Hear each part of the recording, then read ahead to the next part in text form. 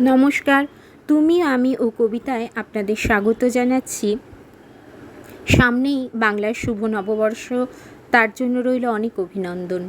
যে বছরগুলো আমরা ফেলে এসেছি তার কিছু স্মৃতি, কিছু ভালো লাগা এবং অনেক কিছুই থেকে গেল।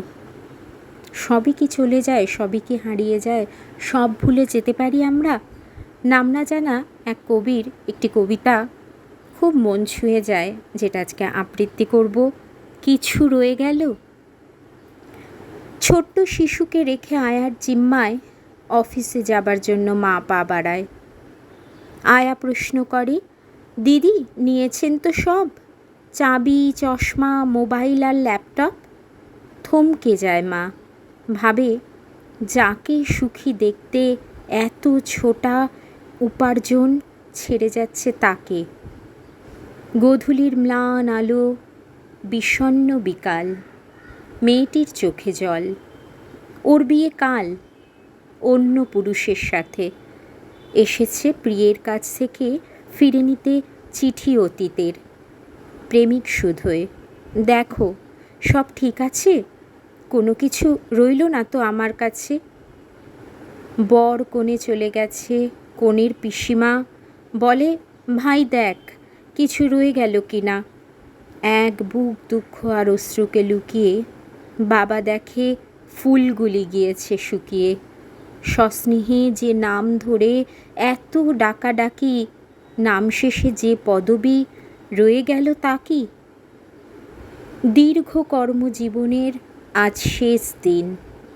পিয়ন বাবুকে বলে, সব দেখে নিন, অফিসে নেই তো পড়ে কিছু আপনার। বাবু ভাবে, চলে যাওয়ার দিনগুলি কার? জীবনের সিংহভাগ কেটেছে কোথায়? আদেও কি সব কিছু নিয়ে যাওয়া যায়? মানুষ করেছে ছেলে অনেক আশায়, সুপ্রতিষ্ঠিত আজ সে আমেরিকায়। অতি প্রিয় পৌত্রীর মুখে ভাত শেষে দাদু আর ঠাকুরমা ফিরে যাবে দেশে। ছেলে প্রশ্ন করে, কিছু রয়ে গেল না তো?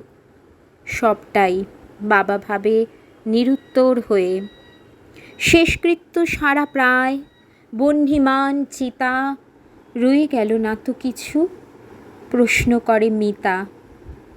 পিছু ফিরে দেখে ছেলে আকুল চেষ্টায়, শেষবার পিতৃমুখ যদি দেখা যায়।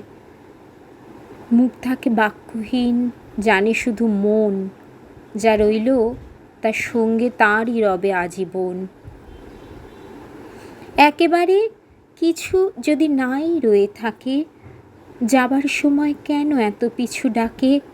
সবাইকে যেতে হবে, তাও খালি হাতে। অধিকার বোধ কেন তবু সবটাতে? এইটুকু মনে রেখো, যাবার সময় পিছু থেকে ডাকবার কিছু যেন রয়। নমস্কার।